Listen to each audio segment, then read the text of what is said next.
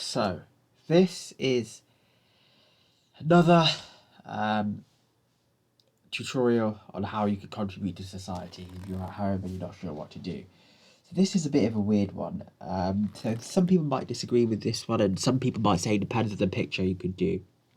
So one way you can contribute is by making weird edits of freely available public domain uh, images online. So so what all you need to do is type in Google public domain images, and you'll find loads of websites. So let's go to images. So basically, how about this one? So Art Institute of Chicago. Basically, there's a ton of images here. So all of these these images here, the Art Institute of Chicago is pleased to offer free, unrestricted use over 50,000 images of works in the collection believed to be in the public domain or to which museums otherwise waive any copyright it might have. Such images are made in the Creative Commons Zero C designation terms and conditions of this website. 6 o'clock. So what I could, in theory, do is I could make really cool like random edits of this. So I don't need to be amazing at art. I just need to make random edits of this. So what I could do, I could save that in my downloads file as wave image.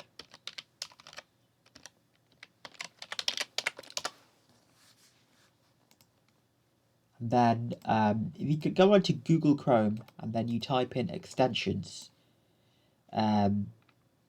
like image editor, you can find a lot of image editors on for free as extensions. So you could, for real, open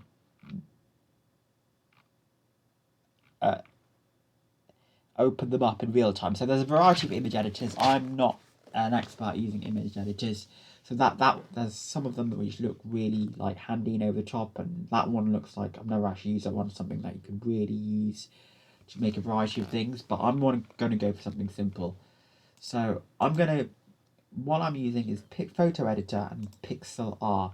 So basically, I've taken this and so this one here, Photo Editor, which I've put these two in the actual Google YouTube video descriptions. I can open it with a right click. So open with Photo Editor, and then all I need to do is literally I can tick random things and then tint.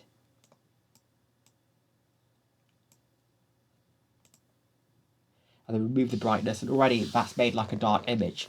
So I could, and I could just put that up for free online. So although it sounds really weird, like some people might really appreciate that. So I could make it really silly and all like add a star of my own or text of my own or use paintbrushes, but some artists might actually appreciate me having like a base background. So if I added my own paintbrushes and really like random scribbles, that might be difficult for someone else to use. But something like this and modified, someone might be like, oh, they might look at that and see like, nah, let's not use that. But they might be like, wow, I could use this for the background of a video game, and it might actually help them out. So I could call that dark wave. That's not gonna do.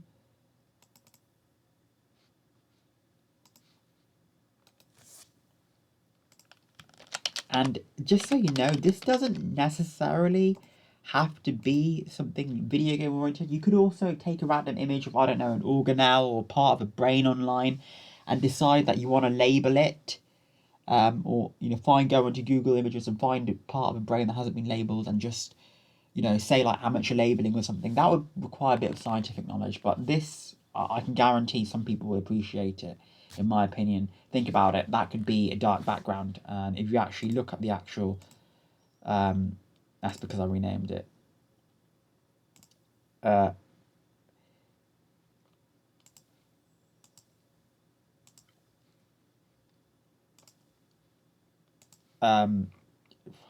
Is actually dark. So this right here could be used as like an actual, if you do like one of those basic like video games where a character goes on a screen just goes around getting people, that could be useful. And the artist who would actually know what to do would use it for their background screen, and they would be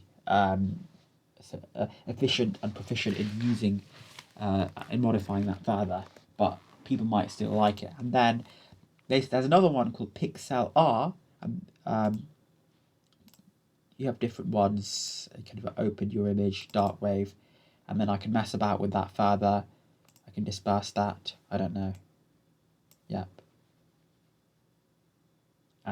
Yeah. So making slight modifications is always a bit difficult. So Pixlr is another one. That Sumo one, I'm not going to put that in there, but there's loads on the Google Extension Store, so you can find them.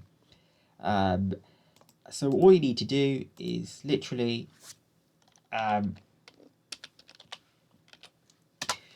you go in and then if you make an account on something like Pexels, all you need to do is join for free.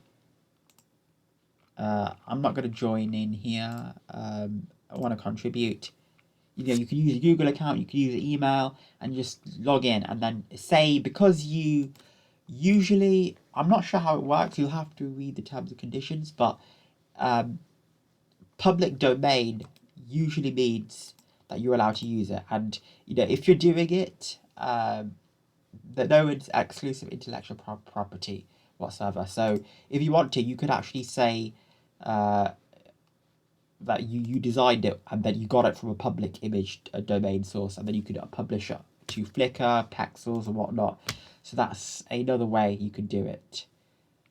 Sorry about not actually logging into my Pexels account directly to show you. I would have done that if I had had the opportunity, but I don't have my login details at hand with me. But that was another way you could contribute. So making slight modifications, that can make things difficult, but something like this, taking a simple wave, making it dark. If I type in dark wave,